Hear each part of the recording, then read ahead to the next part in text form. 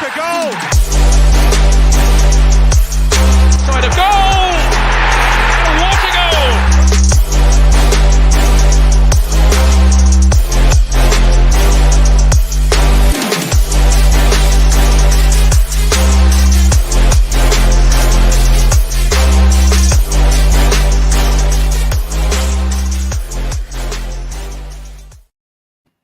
What's the crack? What's the bleeding story? Hope you are all doing well. I am bouncing for this. I cannot wait. I've been looking forward to this all week. And a big shout out to Warren for putting the slides together. Thanks a million, Warren. And I'm on new settings tonight. I'm on camera. Technology has reached the island of Ireland. We've got internet, cameras, lights, fucking action, ready to go.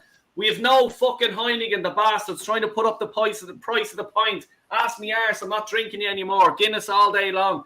And Carlsberg when I want me beer. But anyway, I just want to start introducing legends in the house, legends of supporter. And I'll start off with Darren in the house. Darren, how are you doing, mate? And thanks a million for coming along.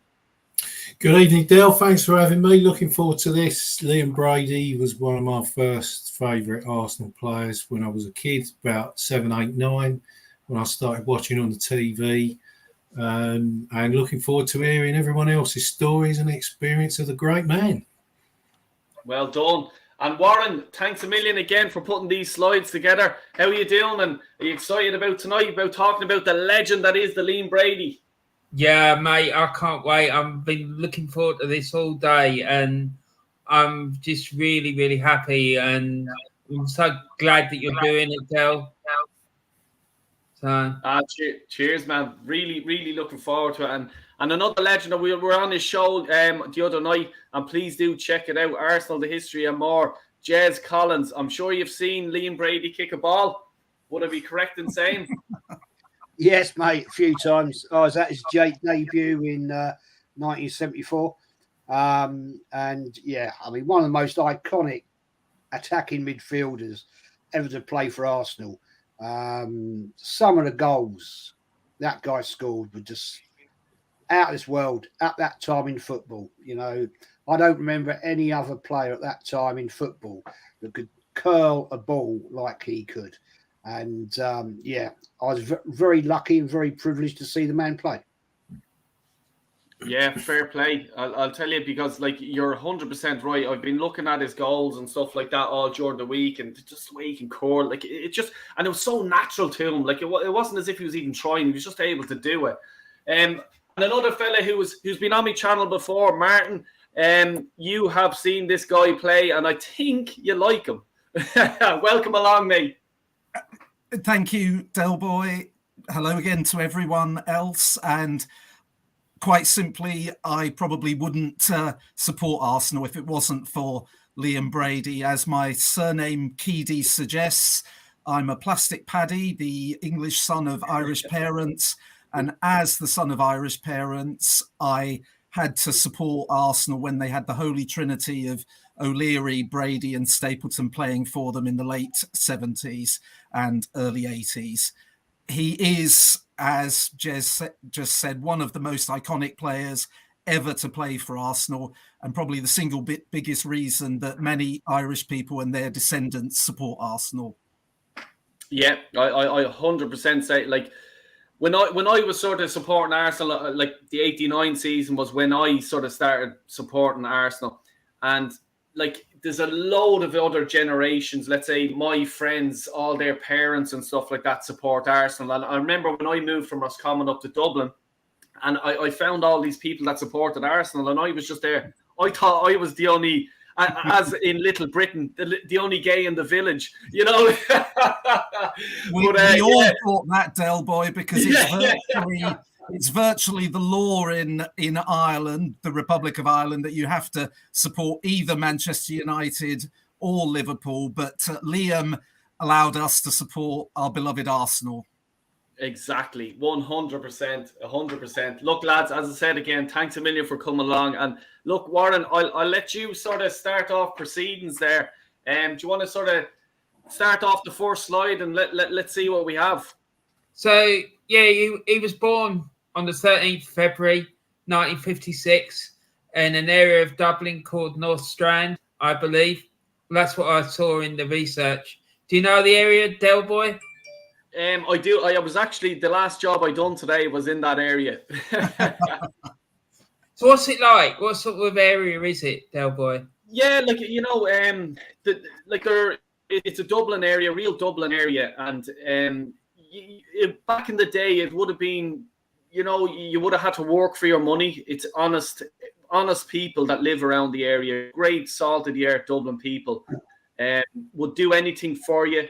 You know, like, you know, your neighbours are, let's say the houses are sort of right beside each other, and if you were needed something, the all community come together, and they certainly would help out. You know, there's a lot of built up around the area now, and I'm sure if Liam, like, you know, I'm sure he does go by the area and stuff like that. He not recognise it as much as it used to be. Just put it that way, but certainly the salt of the earth people that come from there, and hence you have a person like Liam Brady, you know, hard working, honest, innocent, you know, and that's the people that sort of grew up around that area.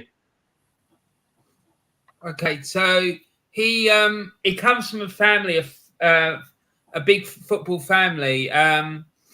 He had a great uncle who was a player.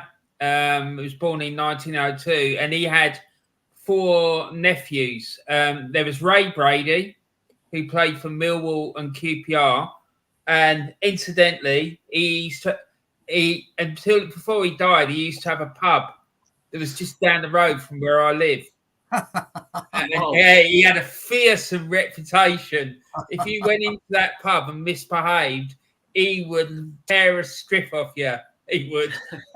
You'd certainly know you was in trouble with Ray if you upset him. And then there was another brother called Pat. He played for Millwall, QPR, and Gravesend and Northfleet. And then there was Frank Brady. I don't know when he was born. I couldn't find that out. But he played for a number of sides, Stella Maris, Shamrock Rovers, Home Farm, and he also played in Australia.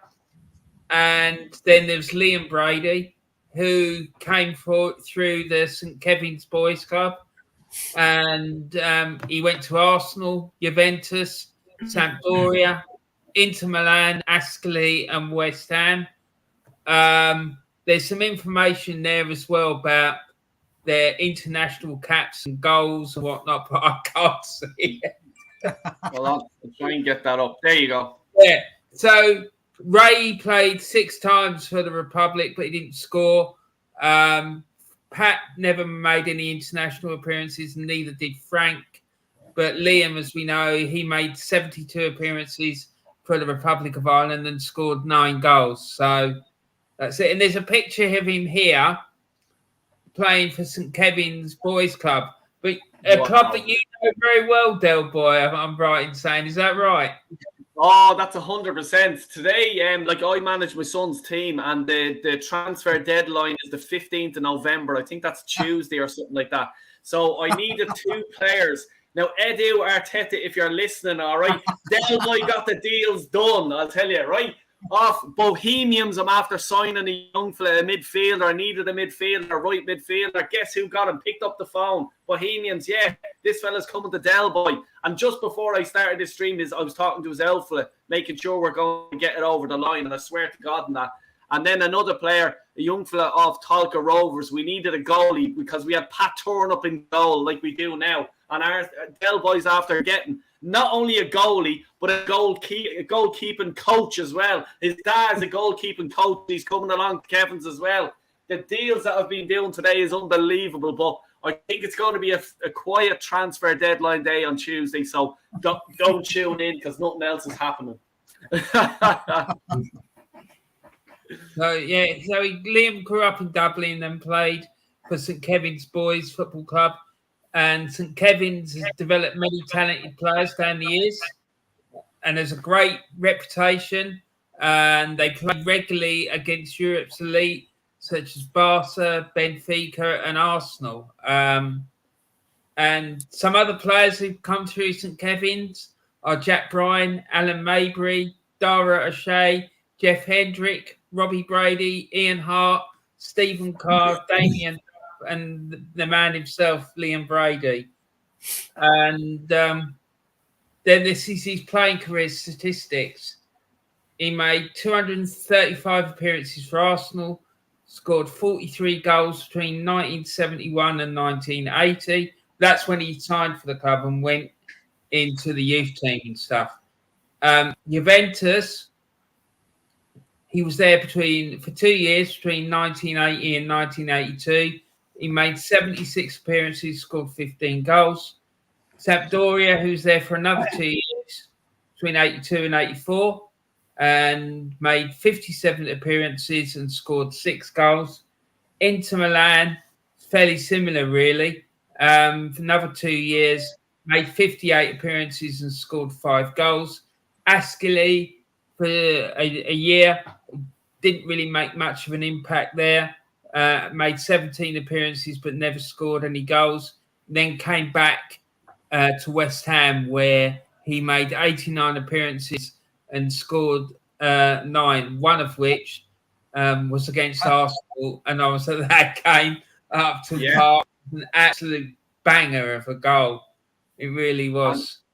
I'll just sort of hold it there for a minute, right, Warren? Because I just sort of want to bring in. I'll bring in Martin here, okay? When did, you as an Arsenal supporter started sort of taking notice of Liam Brady going, oh, hold on a minute, this guy looks pretty good. I'm interested in him. Was there games that stood out early on, or was it just sort of over a period of time? Well, Del Boy, Liam Brady was the jewel in the Irish crown of Arsenal at the end of the 1970s.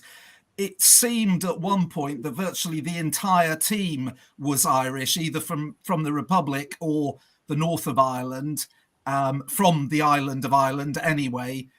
There were so many of them. Obviously, the holy trinity of O'Leary, Brady and Stapleton, but you had Pat Rice, Sammy Nelson.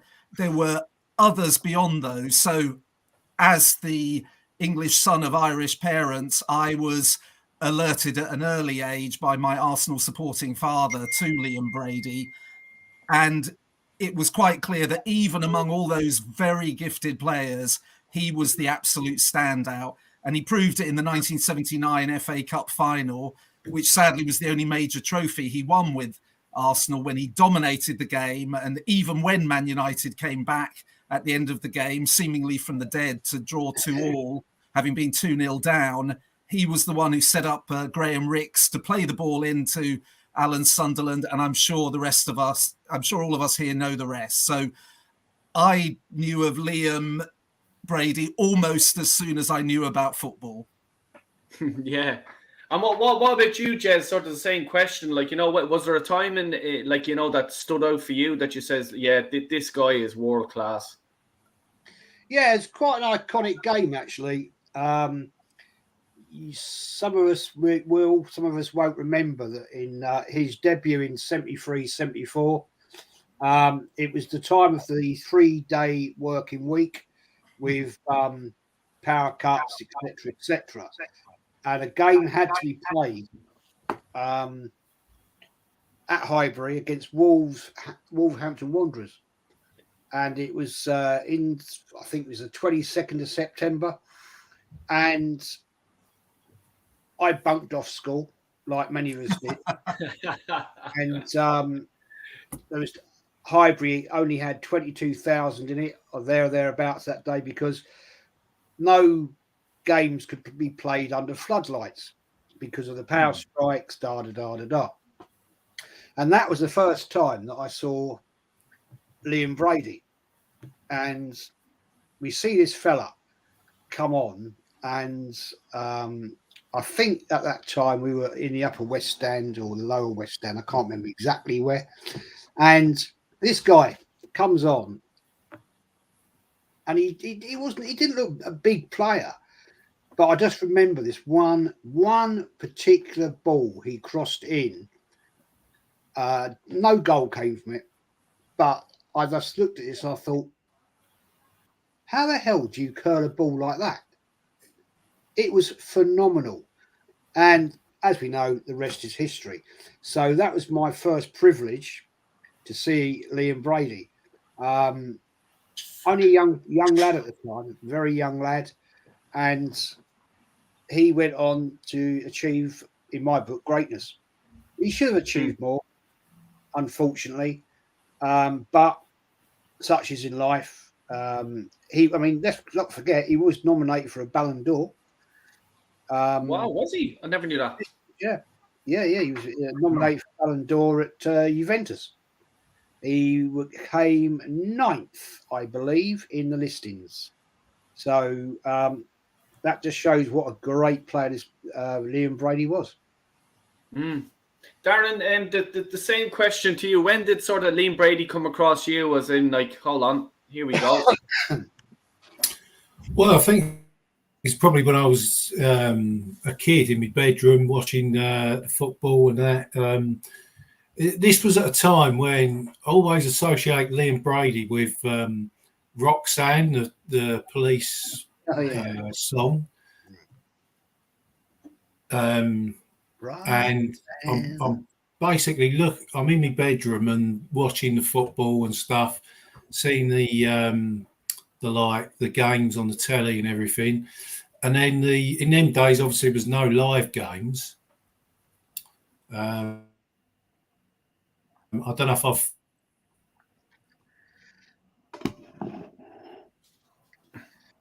Can you hear us there, Darren? Guys? Are you gone, are you? Our screen's frozen here. Nope. I'll add him back in. Warren, just the same question with you, mate. When did Liam come across you, first time? It's difficult to remember the first time I saw him. I just have memories of him like spraying the ball around the pitch. It was more about how he would create opportunities for players and how he would dictate the game.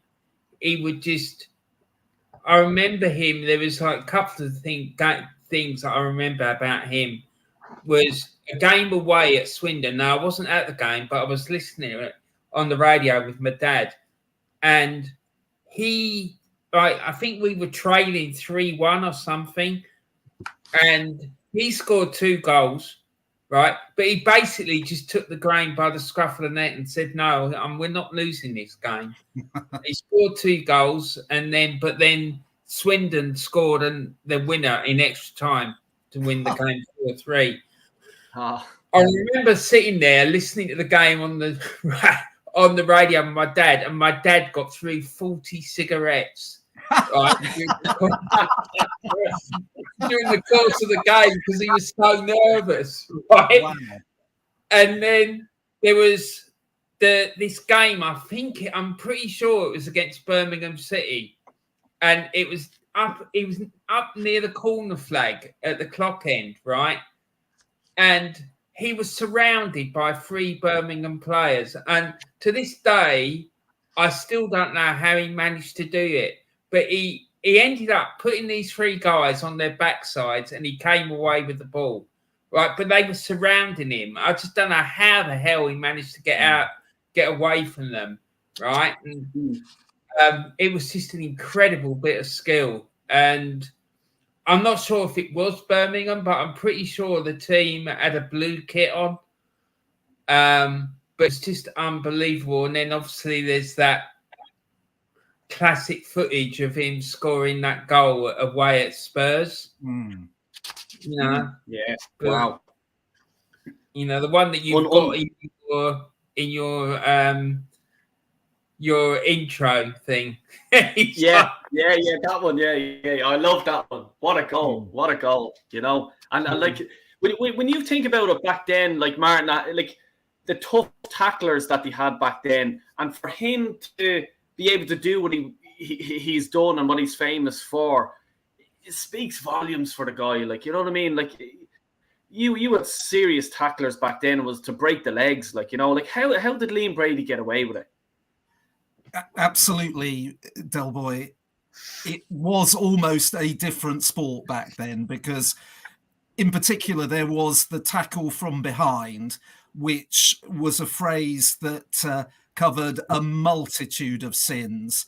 The tackle from behind was only finally outlawed after Diego Maradona was savaged by Andoni Gocochea, the butcher of Bilbao, in 1984.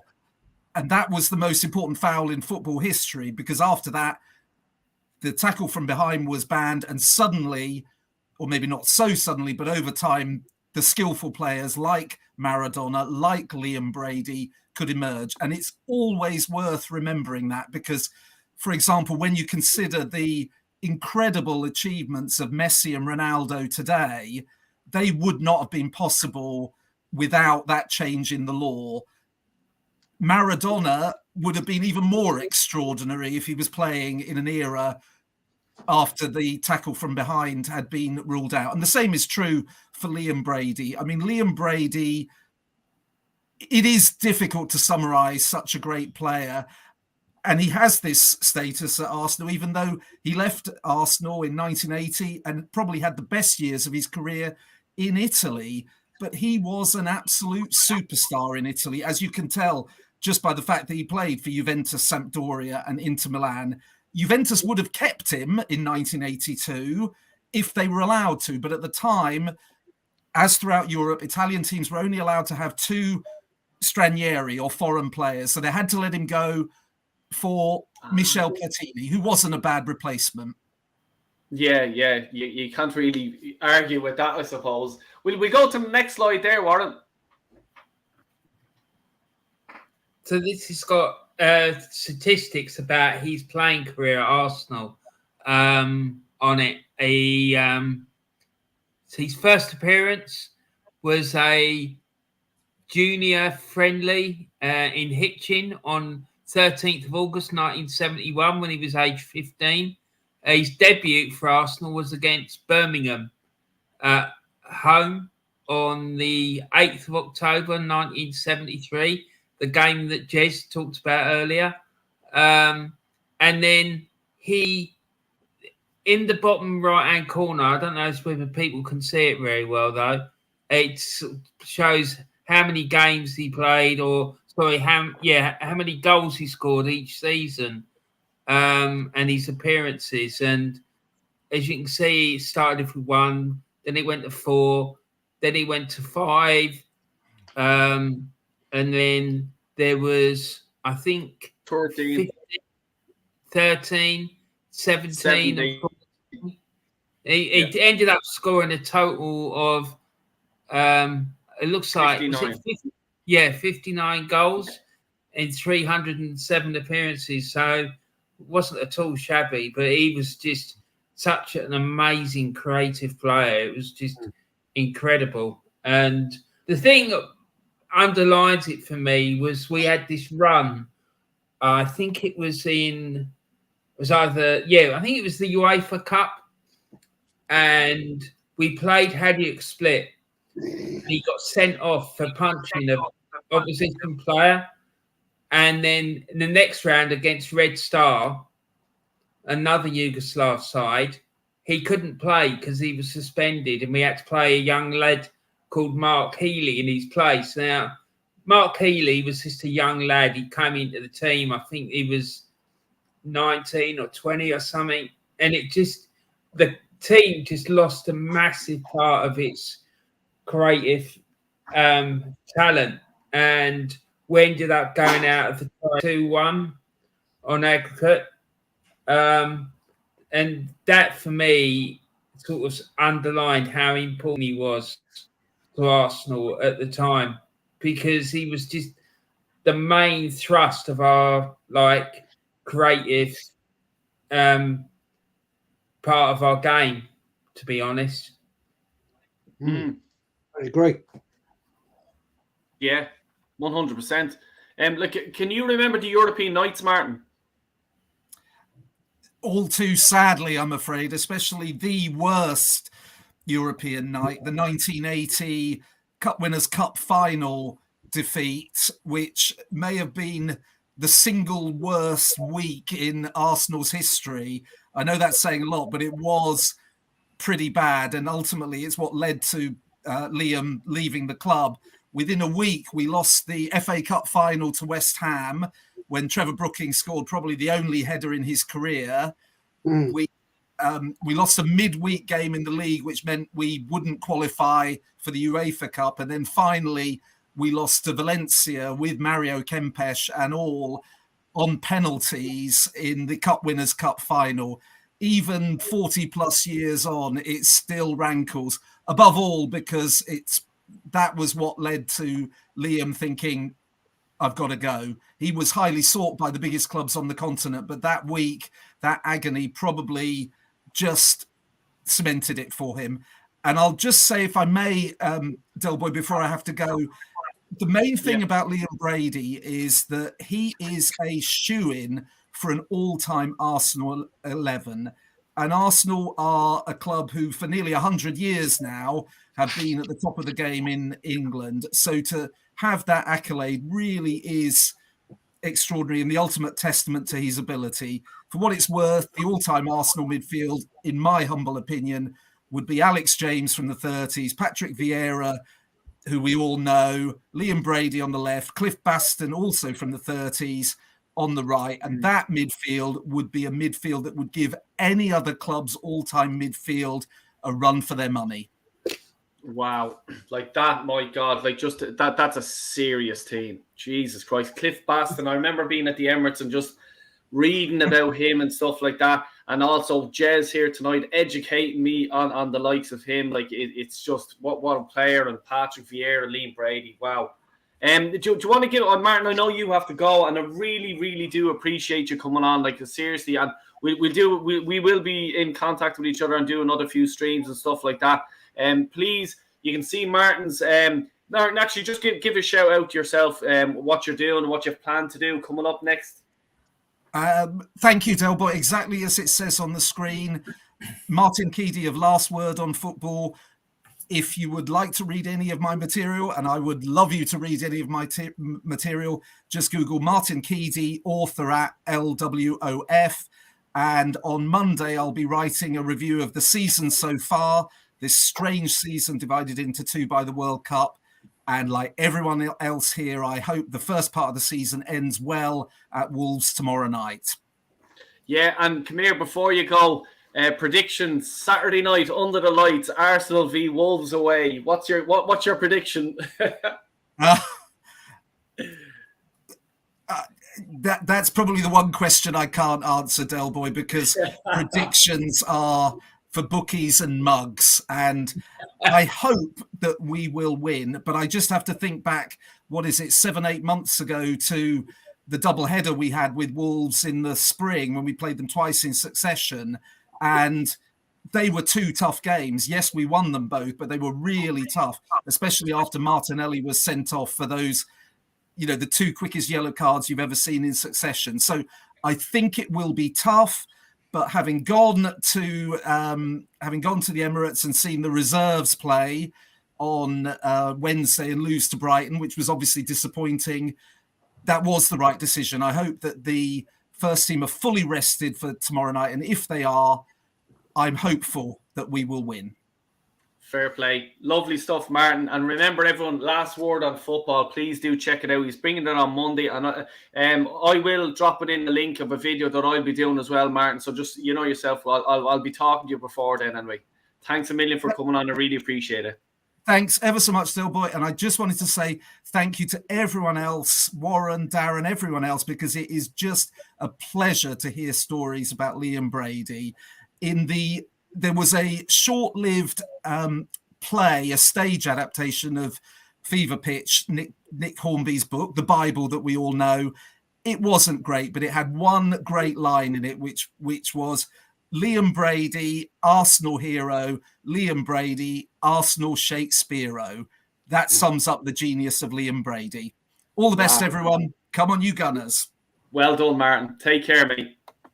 Wow, Jesus. I'm not lyrically endowed or whatever you want to call it, like Martin is there. But sure, look, we'll rock on. Do you want to go next, Martin? Yeah. Right. So do you want me to go to the next slide, Del Boy? Please do, yeah. Yeah. Okay. So Here we go. So he moved to London in 1971 and signed on schoolboy forms in 1971 again. And he then turned professional on the 17th of, I can't read that, but 1973. He made his debut for Arsenal on the 6th of October 1973, coming on as a substitute for Jeff Blockley in a game against Birmingham. And all accounts, he played really well. Well, Jez would know all about that. So his next appearance against Tottenham didn't go so well. And after the match, Arsenal manager Bertie Mee apparently decided to use Liam sparingly. And by the end of the 73-74 season, he had made 13 appearances, 4 of them as a substitute. He quickly earned the nickname Chippy, and that wasn't because of his ability to chip the ball, but because he loved fish and chips, apparently. Yeah. So by 74-75, he was a first-team regular, and he was a shining light in the side, which struggled to avoid relegation for a couple of years in the mid-70s. After Terry Neal was appointed manager in July 76, and this coupled with the return of Don Howe, saw Liam Brady take centre stage, and his vision and passing provided Arsenal's forwards with the ammunition to fire Arsenal to 3 successive FA Cup finals between 78 and 1980. In the 79 FA Cup final, he put in a man of the match performance against Manchester United in a 3-2 win, and arguably his greatest goal for Arsenal came at home with their greatest rivals, Tottenham Hotspur, on the 23rd of December 1978, in a game Arsenal won famously 5-0. He was voted Arsenal's Player of the Year 3 times. In 79, he became the first foreign player to win the PFA Player of the Year. And in the summer of 1980, Liam left Arsenal to join Juventus of Italy. Okay. So, we've a lot to take in there. We've a lot to take in. Yeah. We've back, right. Okay, Darren, I want to hear your sort of the 1979 FA Cup final. Man of the match display. Can you remember the game? And did he stand out to you? Yeah, sorry, I got lost my connection there. I was about to say, sort of Liam Brady. Now, my memories of him was really the music by the Police, Roxanne, this music going in my head. And that was about the time I sort of picked up on him. Every time I think of Liam Brady, I think of that song. But I remember, I've worked out now how old I was from looking at that slide. I would have been 8 years of age. I was in my bedroom just watching a bit of Saturday afternoon football on the telly, bit of World of Sport and all that. I had my little TV in my room.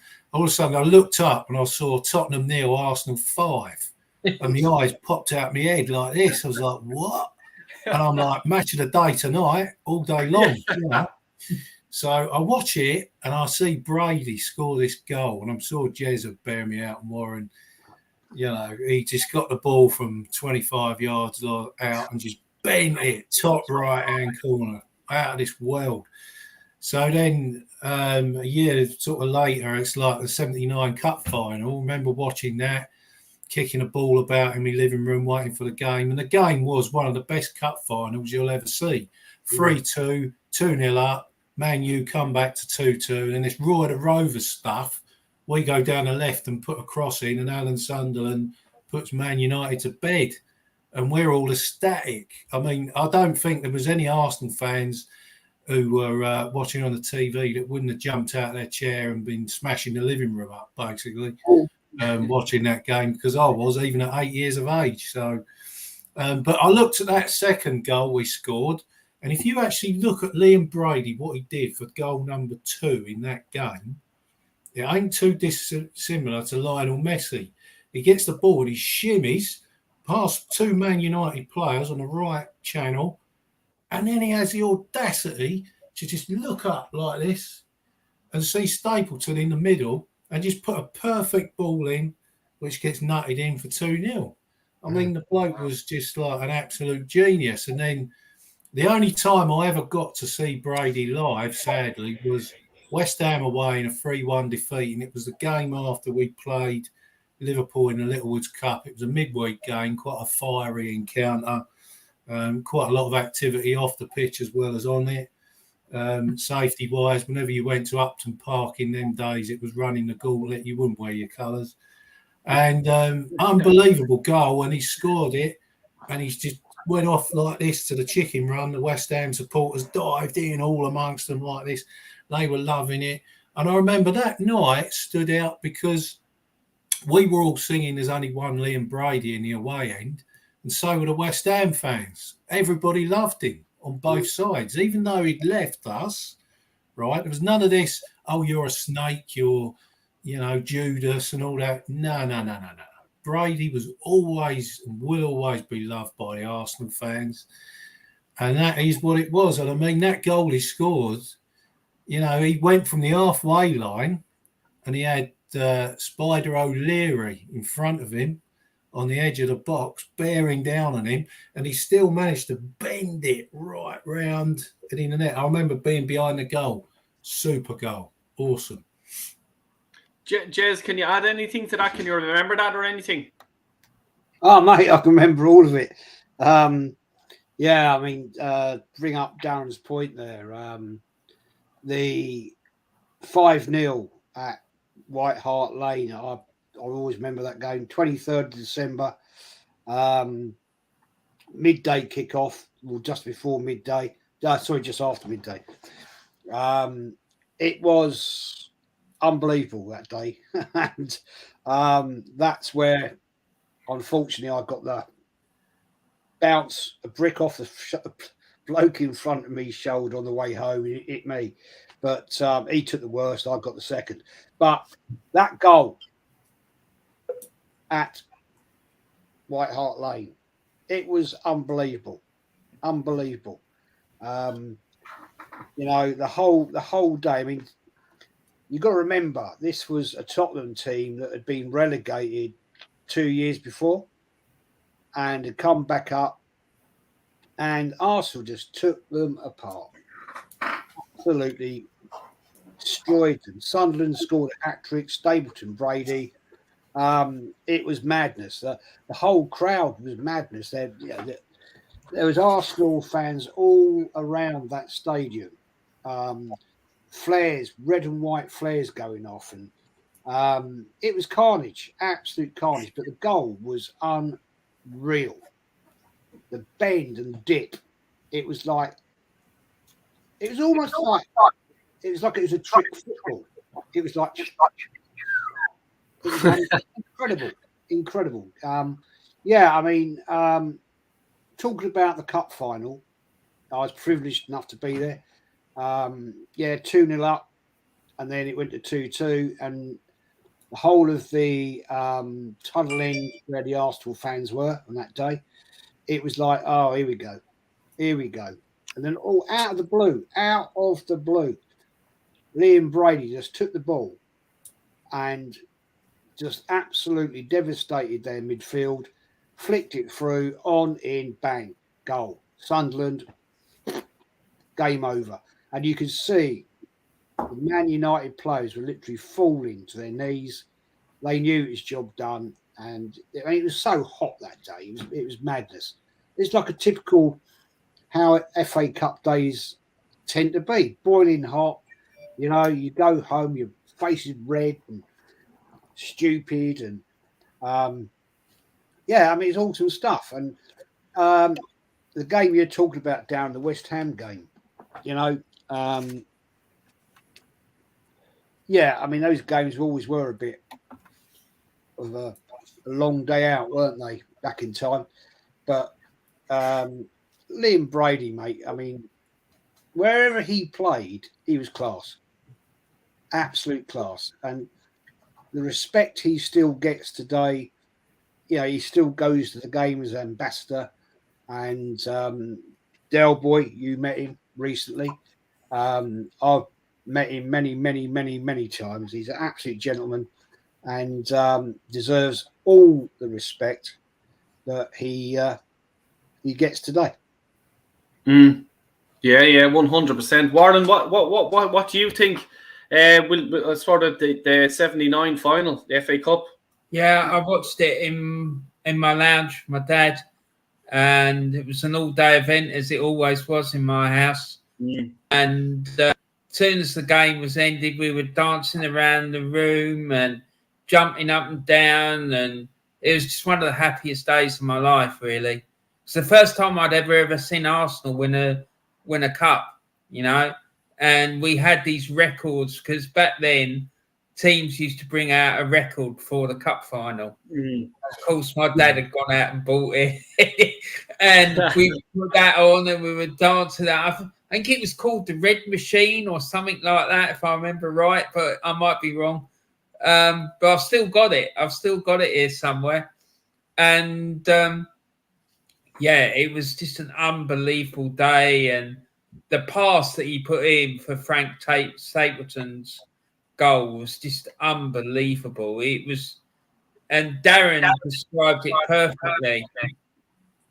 You know, the way he cut in and out of a couple of players and then crossed it in, it was superb. And then the way he helped set up the Graham Rick push the ball over for Alan Sunderland to slide in at the back post to give us the victory, because we were 2-0 up and cruising. And then suddenly United, in the last 5 minutes, they scored twice. And I was sitting there thinking, no, please don't let this go to extra time. Because I don't know about the other guys, but I think if it had gone to extra time, I think we could have been struggling. But it didn't. And, you know, we pulled it out of the bag. And I think it's mostly down to him, to Liam, because, again, it was just one of these moments where he looked like, to me, he was going, no, I'm not having this. And he went storming forward. And like I say, he played the ball to Graham Ricks. Graham Ricks crossed it over, and there was Alan Sunderland to grab the winner. So it was unbelievable. And like I say, it was one of the happiest days of my life, really. That's a great story. I love hearing stuff like that. Like, you know, like, do you want to go to the next slide then, Warren, please? Yeah. Yeah. So there's pictures of him here after scoring the goal at White Hart Lane, the famous banana shot goal, and then the other one is in the cup final, and I'm not sure which cup final is, whether it was the 79 one or the 1981. But I thought I'd put those ones in because obviously the iconic goal at Tottenham was a highlight of one of the highlights of his career. And then obviously playing at Wembley for Arsenal and whatnot. He was just majestic. He really was. And yeah, I miss him dearly, you know, like seeing him. I'd love to see him in that team now. The team we've got now, it would be unbelievable. And then there's some stuff here about him going to Juventus.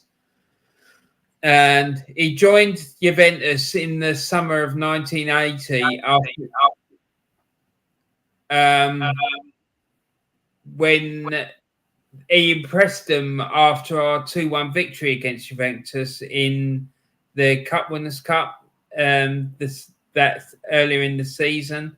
They paid £500,000 for him after the Italians reopened the borders to foreign transfers.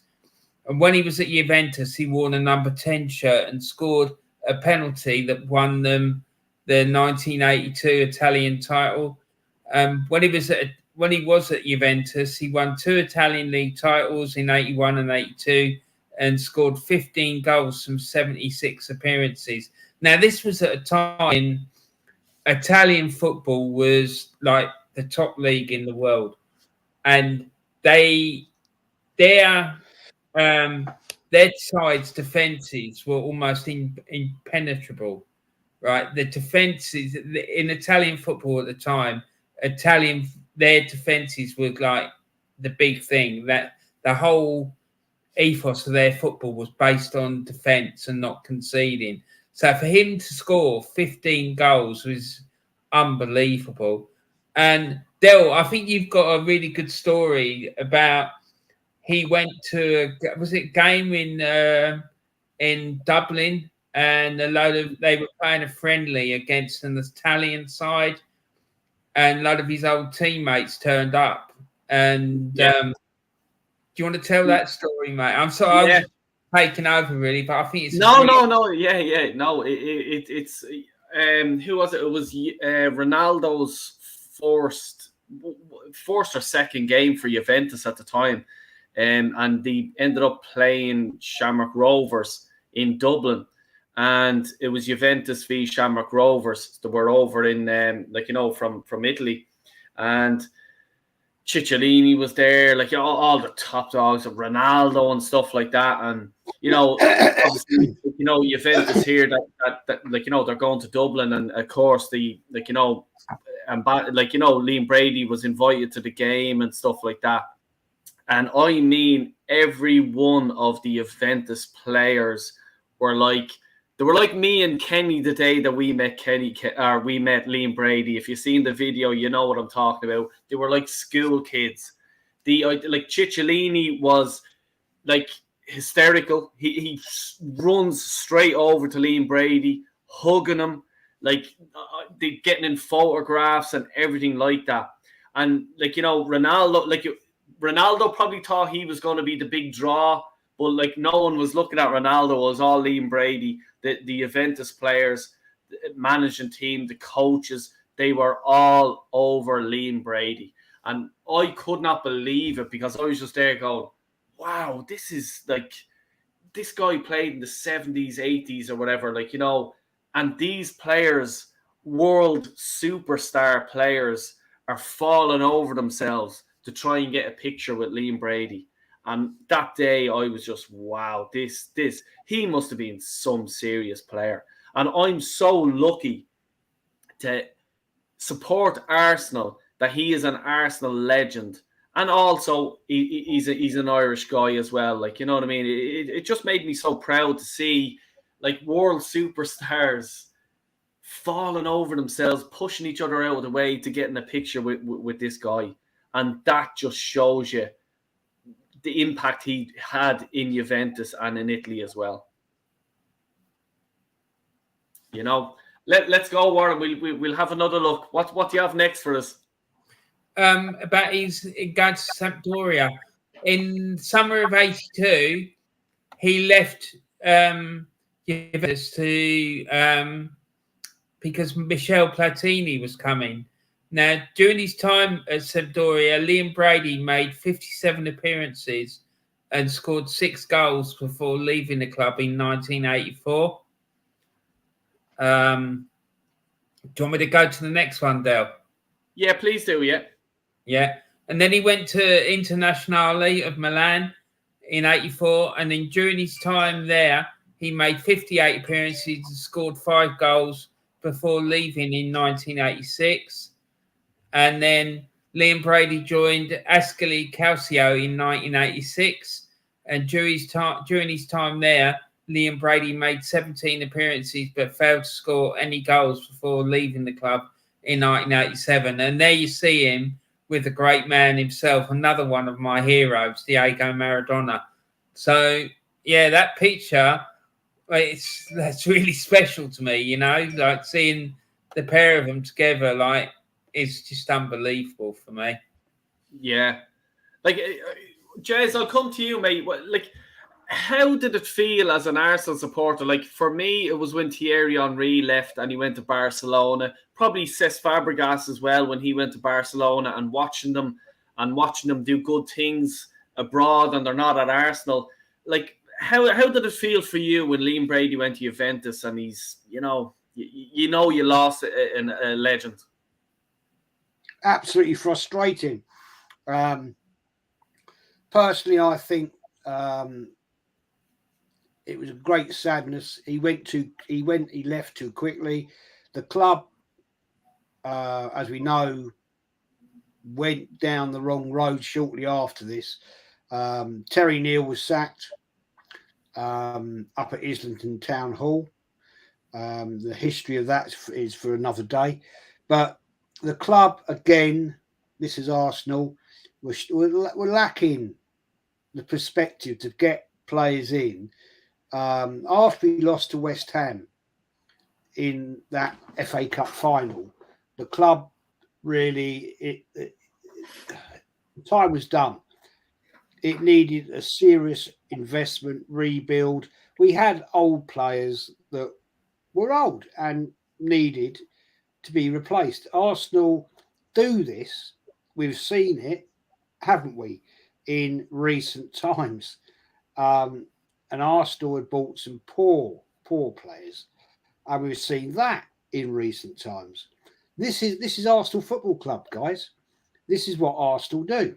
We go round and round and round, and we rinse and we repeat. And at the moment, we're on a high. We're doing well. But yeah, to get back to your point, I was greatly saddened to see him go at the time. But he was one of these players who wanted to win. You know, he wanted to win a league title. And unfortunately, that wasn't going to come at Arsenal. So off he went, and fair play to him. You've got to respect that. Darren, did Liam Brady leave at the right time for himself? Not for Arsenal, for himself. You're just on mute there, Darren. Sorry.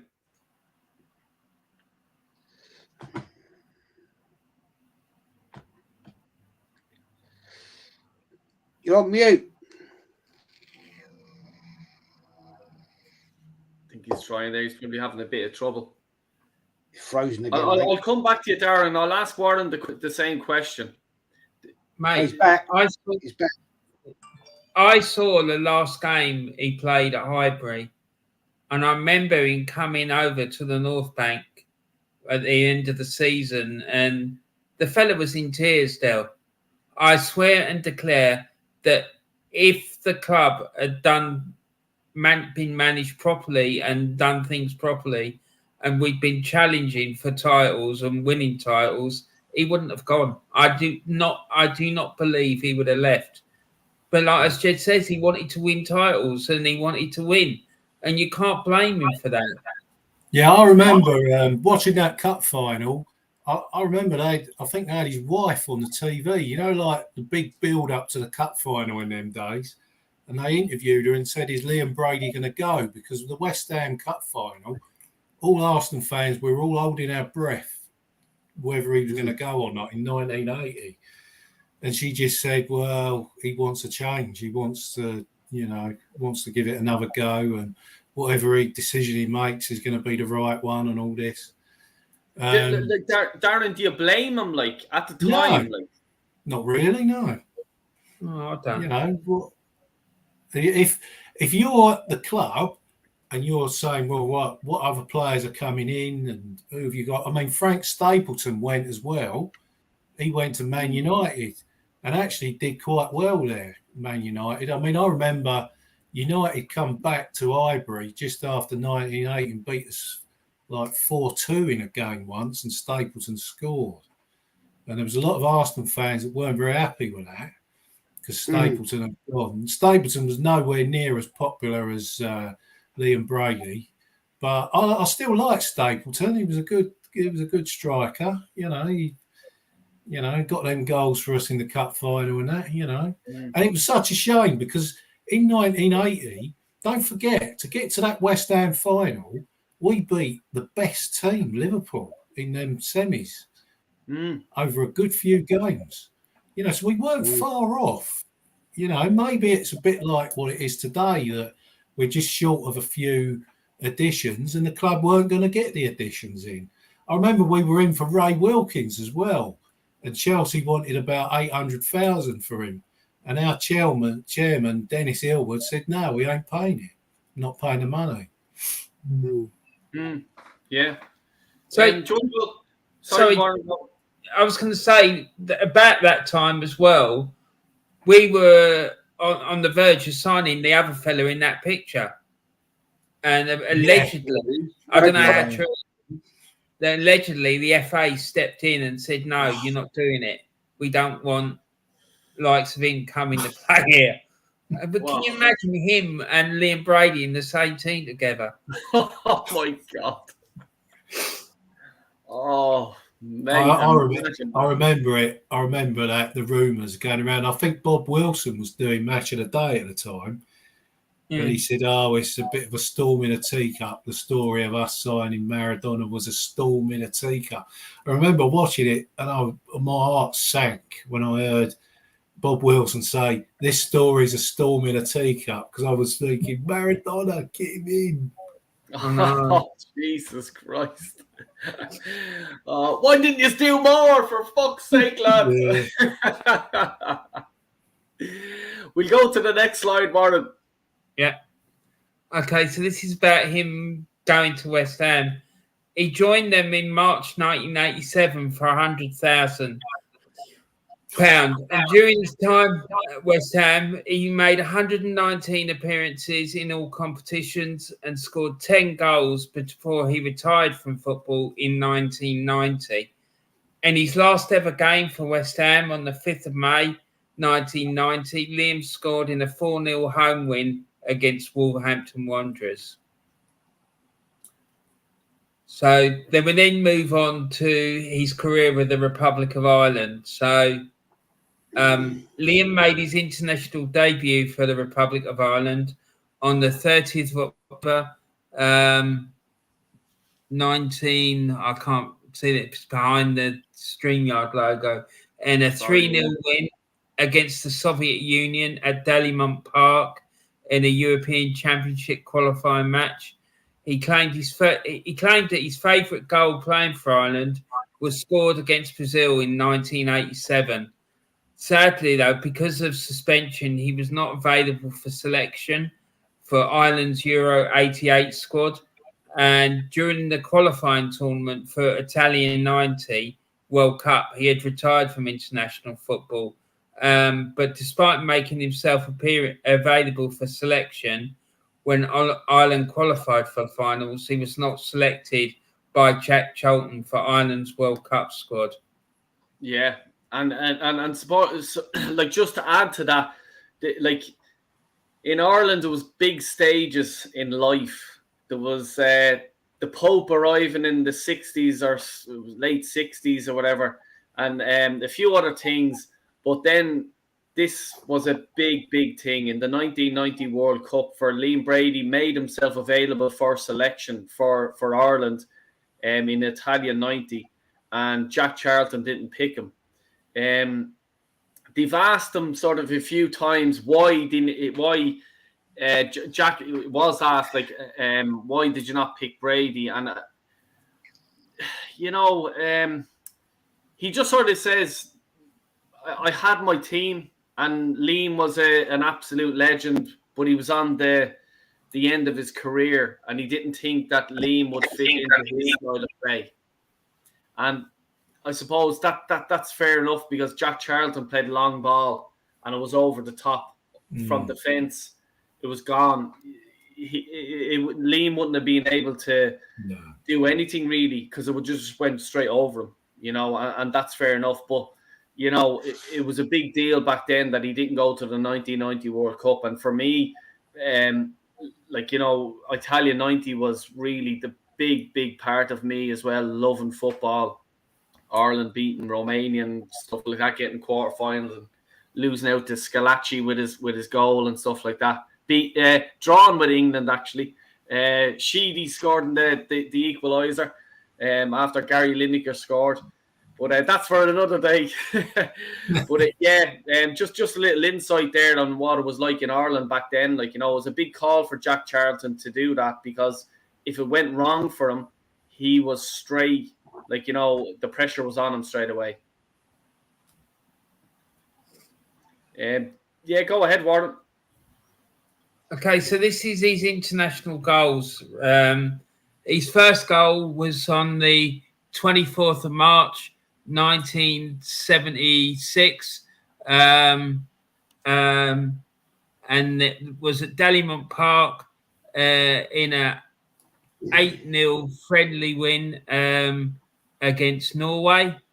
And then he scored, and the second one came on the 10th of March 1977 at Lansdowne Road against France in a 1-0 win in the World Cup qualifier.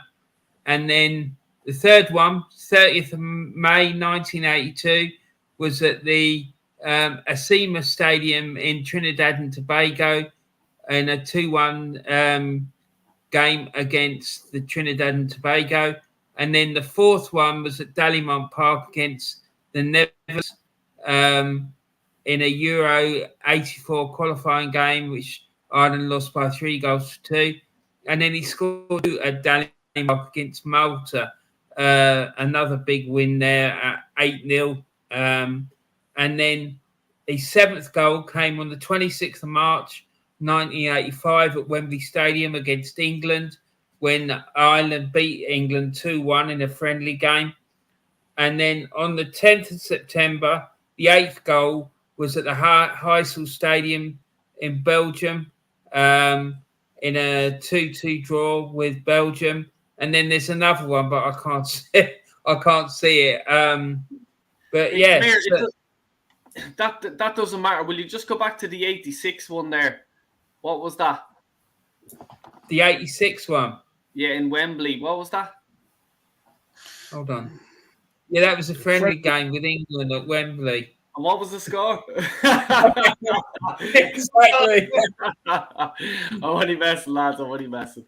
But yeah, like, you know, I suppose, like, let's say to educate a few people, like, what was his weaknesses? Like, should he have scored more goals, or, like, you know, what was that the type of player that he was? Like, you know, what do you think of that, Darren? I didn't really see him have any weaknesses, really. No, I mean, he was just like a great attacking player, and I didn't really even consider any weaknesses that he had. He always give 100%, and you know, I can't say I saw the bloke ever have a bad game. I didn't get to see that many of his games because obviously I didn't go to the games in them days because I was only sort of 7, 8, 9 years of age. But on the TV, you know, the highlights, you know, is always top draw player. Jez, I don't know if I just want to mention Paul here. Big shout out to Paul. He's a fucking great Arsenal supporter. He's from Wales. Big up to Paul, leading legend. Just to have a mention of Frank Stapler. Remember the 5 games against Sheffield Wednesday? What a saga! Does anyone remember them? Yeah, the snowballs getting thrown at Pat Jennings. Yeah. Yeah. Yeah. Jez, do you want to highlight on that? Yeah, that was the ridiculous run with the man, that cup run. It was just craziness, really. But yeah, I mean, that was how I think the FA got things wrong back in time. Whereas, you know, you play a game, you have a replay. Let's not make it a saga. I mean, I remember going up to the old Leicester grounds. I'm trying to think the flaming name of it now. Filbert Street. Filbert Street. That's the place, man. Well done. And we had that crazy run of replays, and you know, it's just like let's just replay it, and then one more game, penalty shootout. You know, that's it, because it just went on, and it went on. And it was I think there was a 1-1, a 2-2, and a 3-3 in that. Well. Yeah. And it was just like, come on, you know, this is just madness. But that's how it was back in time, you know. I didn't go to all them games. I couldn't afford to. But we've had that scenario on a couple of occasions. So it is what it is. But looking back at Liam Brady's playing career, one thing I will say, he was never ever a prolific scorer. But what he did as an attacking midfielder was quite iconic. His assists, if you want to call it that, was unreal.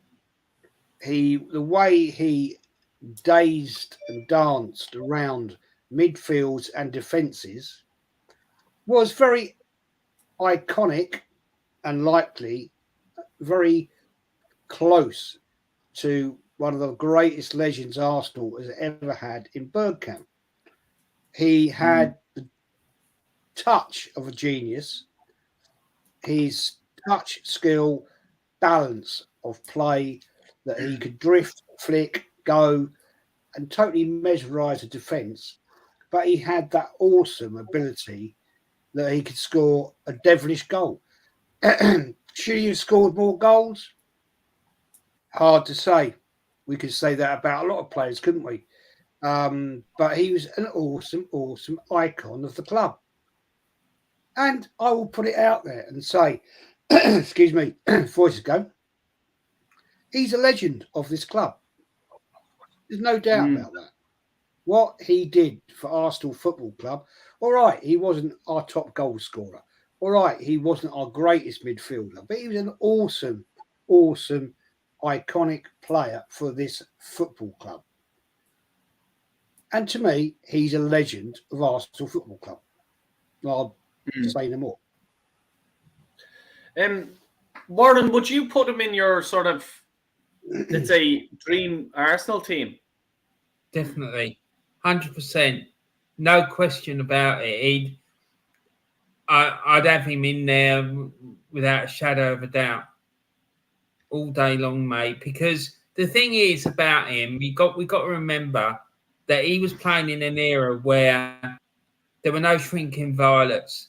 Players would get steaming in, like violent. The tackles were, the players today, they wouldn't last 5 minutes playing in that era, And I've said it before on different streams and whatnot. If people want to see what it was like, there's a film out that you can watch called The Damned United, and it shows it, the game that Derby County played against Leeds.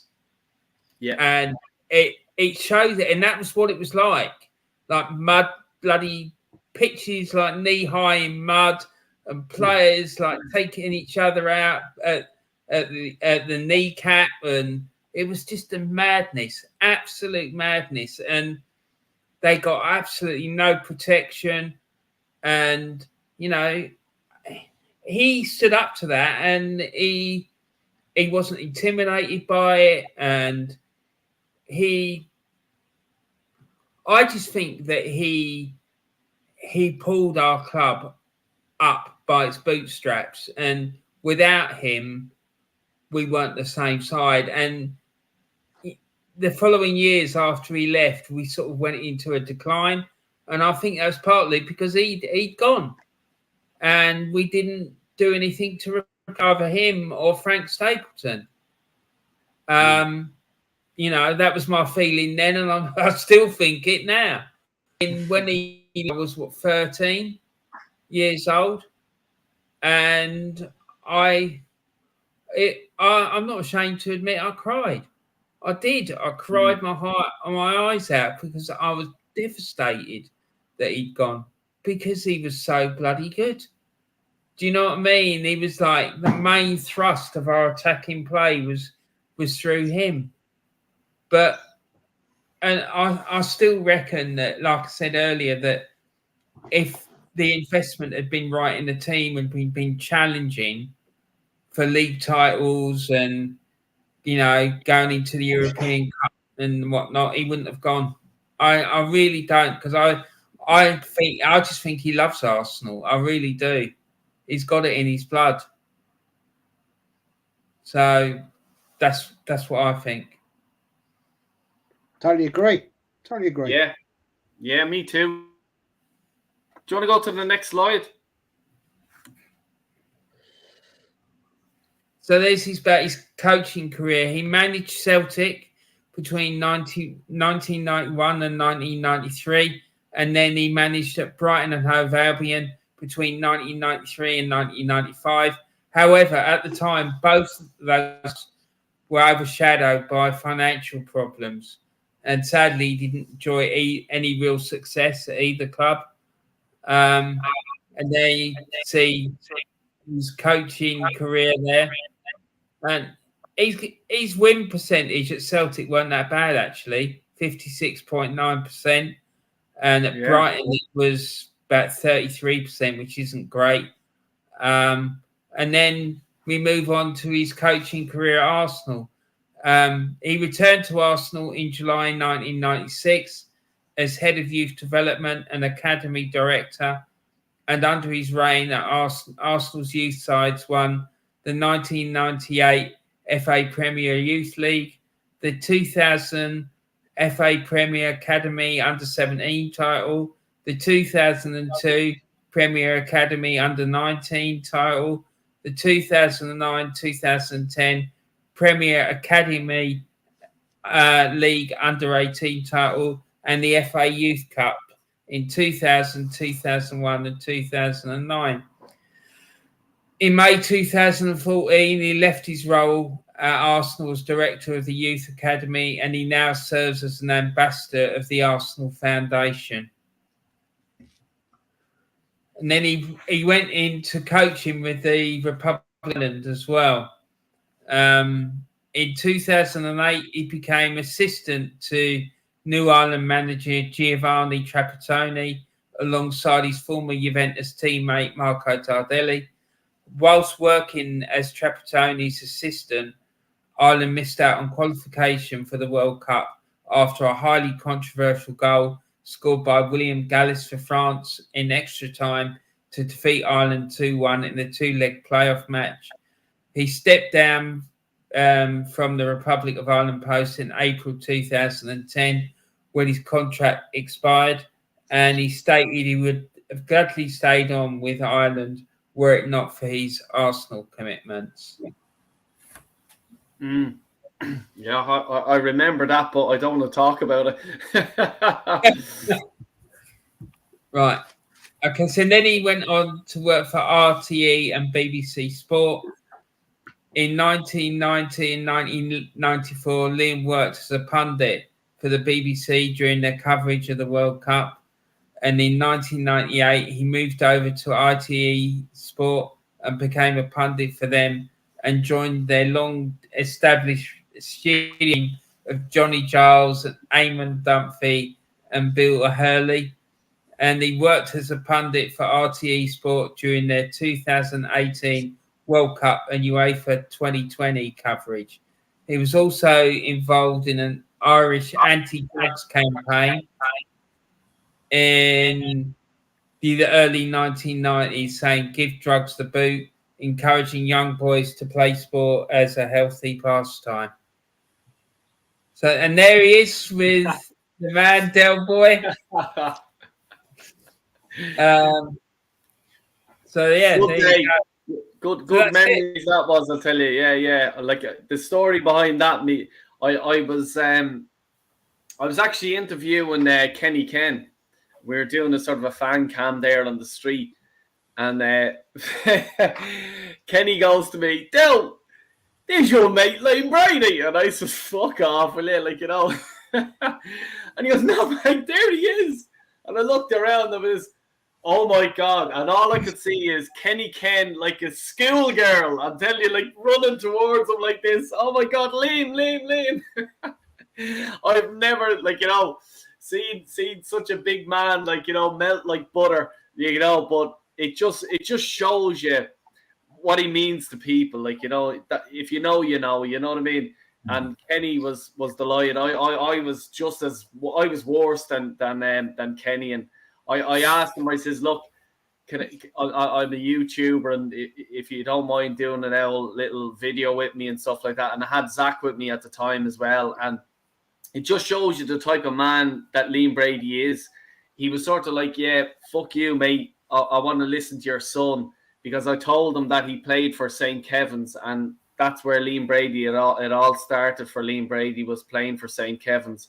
And once he heard that, he went down to Zach and talked to him, like, you know, went actually down to him and talked to him at his level, and how are you getting on with your football, and, like, you know, just sort of, do you love Kevin's and stuff like this. And it was a lovely moment for me as a father to see a fucking legend of the club that I support to actually show interest in my son. And like, you know, my son is just like, now he asking me, he knows a lot about Liam Brady, just put it that way, because, you know, he got educated in it. And it just sort of says the the type of guy Liam Brady is, and he gave me time then afterwards to do a little quick video with him, and you know, it was a great day. Like, you know, what a day. And sort of my summary of Liam Brady, like I only seen him through videos and clips on YouTube and stuff like that, and you guys have seen him live. I would have loved to seen Liam Brady live. You know, I've seen a good few players live, a few superstars, world superstars, but he's one I missed out on, unfortunately, a bit too young. But yeah, to cap it off, he's not just a legend of a player, he's an absolute fucking gentleman to me. You know, and I'll go down to you, Warren, sort of recap and, like, you know, summarising a few words, Liam Brady, what he means to you and the type of player he was. Mate, it means everything to me. Literally, he gave me some of the happiest times of my life watching Arsenal. Like that 79 Cup final, the following season in 1980 where we nearly won the FA Cup and the Cup Winners' Cup. And, you know, I'm convinced that if we signed maybe just one or two players, we would have given Liverpool a good run for their money. Because they were running scared of us. They didn't like playing us. Every time we played them, it was a slog for them. They wouldn't come and roll us over 3-4-0 like they did lots of other sides. And them at the time, they were like probably one of the best sides, if not the best side in Europe. And we were like that close to matching them, you know, and I think we could have done. I really do. And he was an integral part of it. I'll always be grateful to him. And, you know, I'm feeling emotional now just thinking about watching him play and the memories I've got of being at Highbury. And then I remember, this is not a particularly nice story, but it just, he got attacked once on the tube, right? And I remember there was a game, the next game he played, he didn't like sort of shy away from playing. But then someone in the crowd shouted out, "Stay off the tube, Chippy," right? And you could see him laughing. You know, bless him, you know, but he put in an absolutely superb performance, you know, and it's testament to the man. And like I said before, the way he was able to like play his style of play in an era where players would just get booted up in the air like at a drop of a hat, and it was brutal. It was really, really brutal, and he was able to do it. So yeah, that would be my fair play, mate. They're nice words, like, you know. And Ches, the same question to you. Like, what does sort of Liam Brady, your memories of him, and sort of summarize him up, like, you know, from your memory of what you've seen of him? It was an honour, a pure honour to watch the man play. To actually watch him live at Highbury and away, the man's an icon. And having been lucky to have met him on 5 or 6 occasions when he was a player and as now an Arsenal ambassador, was an absolute privilege. And there's not many footballers nowadays, Del, I can honestly say that about. And that's, I think, the way times have changed. The man was a legend to me and deserves more consideration by the club. When I saw that awful, despicable banner outside the Emirates, that showed absolute total disregard to a modern day iconic Arsenal legend. Disgusting behaviour. Arsenal Football Club should have been absolutely ashamed of what they did there to this man. Bearing in mind, yeah, the guy's working for the bloody football club at that time. Yeah. And they cock that up. They cock that up. That just shows the inability of this football club to get their advertising merch bang on. Disgusting behaviour. And whoever ever did that, I know it's an outside agency. I know that. That guy, woman, whoever it was, should be sacked. Yeah. If you can't search a football player and you're advertising a legend outside of the Emirates Stadium and you can't get his nationality right, is disgusting. Disgusting. And I hope Arsenal sack or dismiss the contract with that advertising agency. If they don't, shame on you. Yeah, 100%, mate. Like, you know, it's not just, it's just stupidity. The guy worked for the club only a few years ago. And he wasn't going around cleaning fucking dressing rooms or anything like that. He was the fucking head of youth development, as we've seen. You know what I mean? Like, seriously, come on. And you just know it's one of these guys fresh out of college or something like that. But, like, if that's fucking me and someone hands me a sheet of paper, put these on a fucking billboard, I'm still Googling the fucking names. Oh, who was your man anyway? Oh, Dennis Bergkamp. He's from Holland. Oh, that's grand, yeah. He came from Inter. Like, you'd be curious to know because you're working for the club. Let's educate me. That's probably just me. I don't know. You know, but look, I'll come to you, Darren, but I don't want to mess this up and go on a rant here.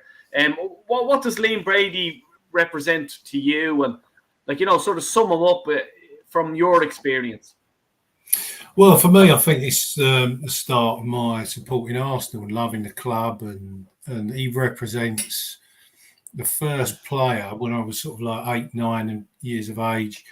Well, I thought, wow, this guy is outstanding. My football club, who I support, are capable of producing a genius, you know, who can do all these great things with the football and win us trophies, and saw us win the FA Cup against Man United.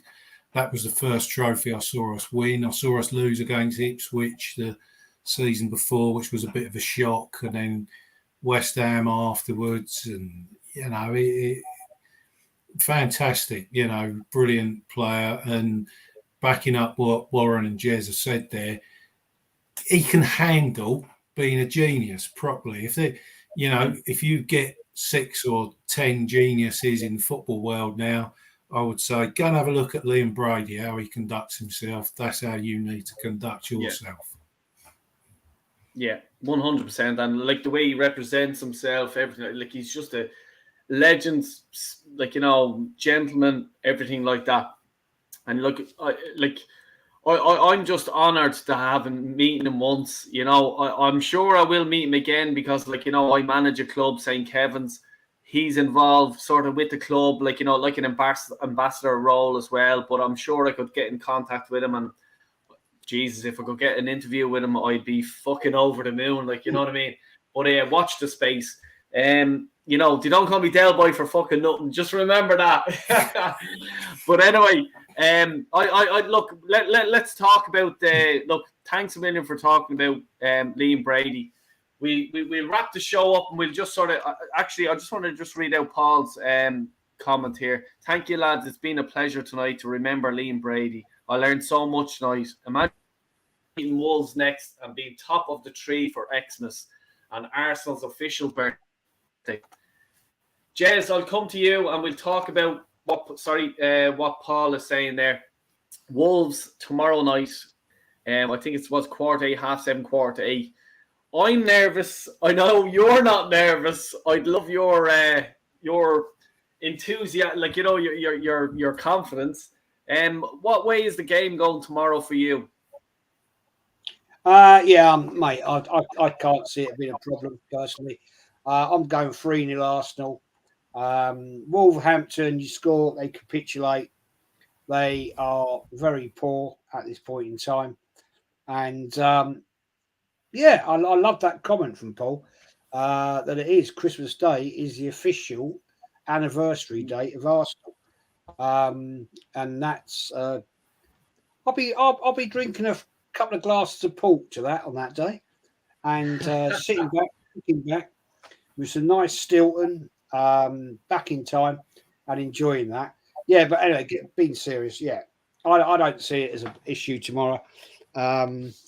Look, we have one objective tomorrow, and that is that we want to go in top of the league. Coming back Boxing Day, we've got West Ham at home, and the guys can go away. The guys that have been selected for the World Cup, they can go away, enjoy themselves, have a great time. Rest of the guys that haven't been picked can go on holiday, chill, enjoy your time, guys. Have a great time, and we'll see you back on Boxing Day. Yeah. Darren, what's your prediction for tomorrow evening? Mind you, and live on television, last game of this Saturday, we need to win to go top. Are you nervous? Are you confident? Are you as confident as Jez is?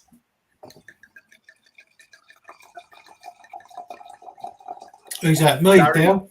Yeah, you, Darren. Yeah, sorry. Yeah, I could see it being 2-0 Arsenal. I think it'll be a tight game. It won't be a Wolves. We've got nothing to lose. They're expecting to lose. So they'll have a go. I think they'll be a bit defensive. We might struggle a little bit, but I reckon we'll knock a goal in. It'll be on the edge and that. And then I reckon they'll throw people forward. And then I reckon we'll knock another one in the last 10, 15 minutes.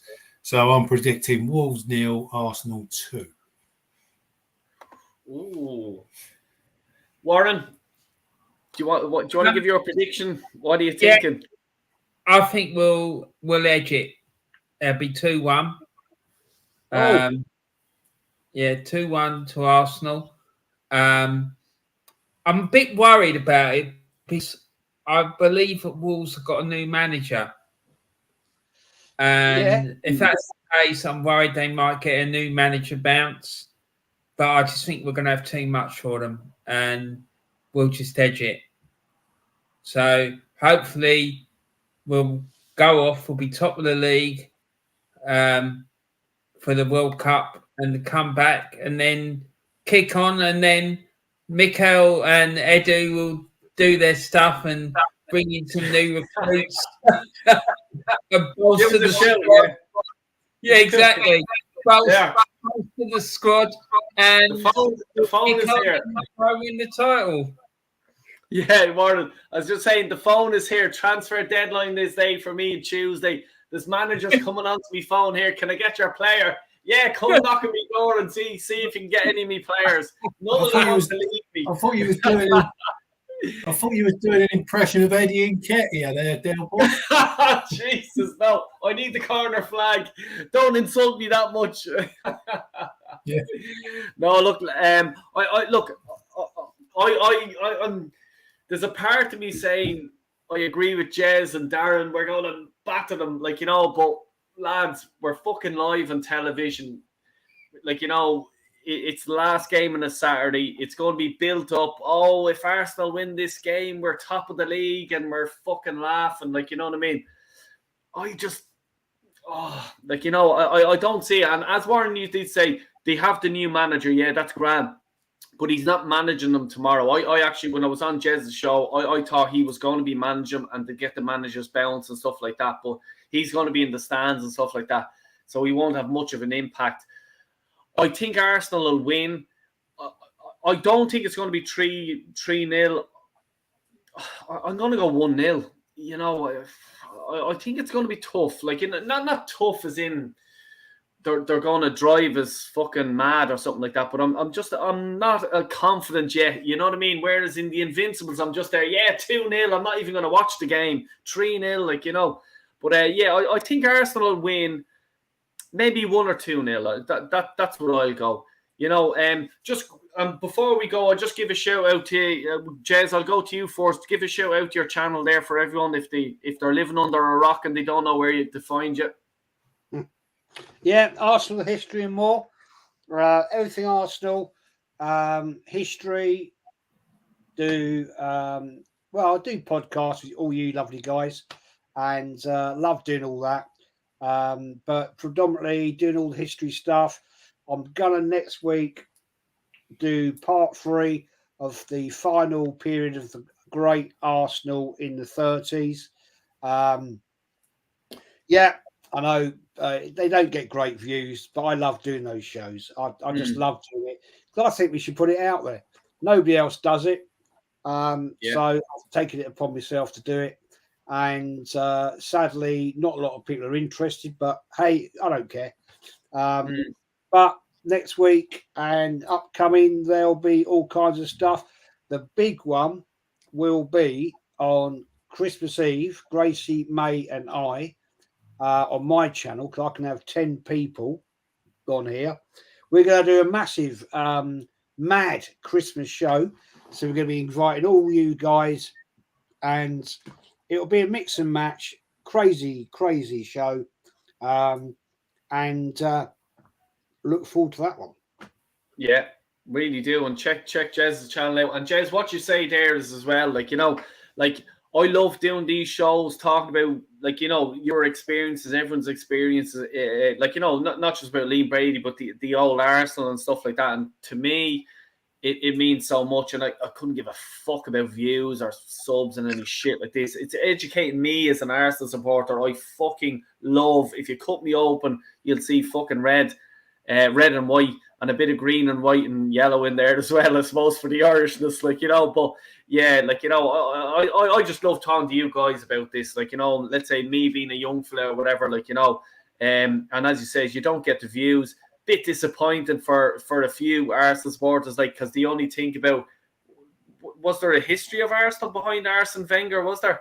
Yeah, there fucking was, because there was a big history. This club wouldn't be the same it is today. Not near as if the history before Arsene Wenger wasn't there. Anyway, Darren, do you want to give a shout out to your socials and anything you have up coming in or anything like that, mate?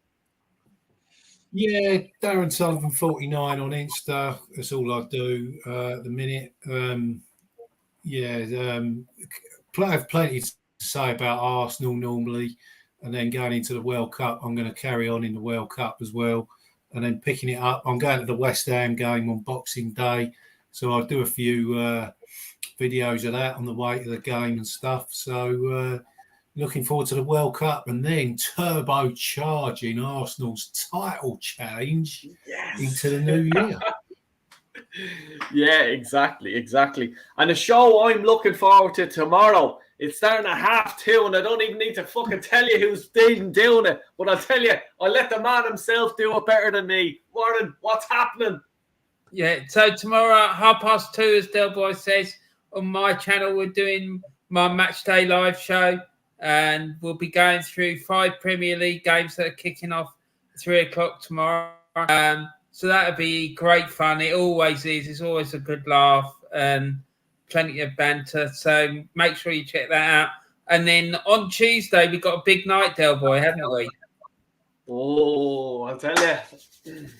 I've seen the lineup you have. I've seen the lineup, and I'm looking forward to it. Really am. Yeah. So we're having a debate about the greatest ever Ireland 11, but it's an Ireland 11 with a twist, because they're going to be able to pick players from the North and the Republic. So they'll be able to have Pat Jennings, Georgie Best, Liam Brady, Frank Stapleton, David O'Leary all in the same side, and then they've got to pick a coach as well. So. And I've got a little twist at the end as well. Oh, fuck yeah. So, it's going to be great. That'll be about 8:15 on Tuesday night. So we've got a fella called Niall. He does the upper tier channel. Very knowledgeable chap. Absolutely superb guy. lovely fella, a Liverpool fan, but he knows it all. So it'll be interesting. Yeah, definitely. And Niall likes to throw a spanner in the works, all right, as well. Like, you know what I mean?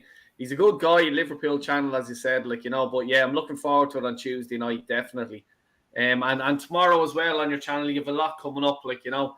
I suppose on my channel, I'm gonna, like, I listened to Jez's when I was on your channel the other night. You says, Dale, get your Friday night back going, and I said, look, come here. I have to agree. I love doing this stuff.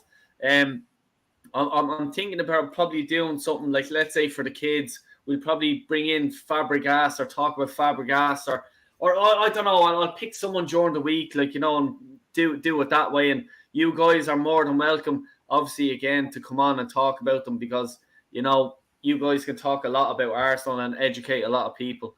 I'll be doing my usual fucking fan cam call-in shows and stuff like that. Unfortunately, tomorrow night I won't be able to, because I'll be fucking pissed drunk at about 7:45. But, you know, what can I say? I have to go around to a mate of mine. I have to go around to his house, and he's feeling lonely, so we have to drink a lot of Guinness and stuff like that. So, but I'm thinking I'd probably do my fan cam on Sunday or something like that, and just get people in, get their views on the game and stuff like that. I'll be doing a video as well on Monday, and then, as I said, I'm going to be on Warren's on the Tuesday night, and I can't wait for that.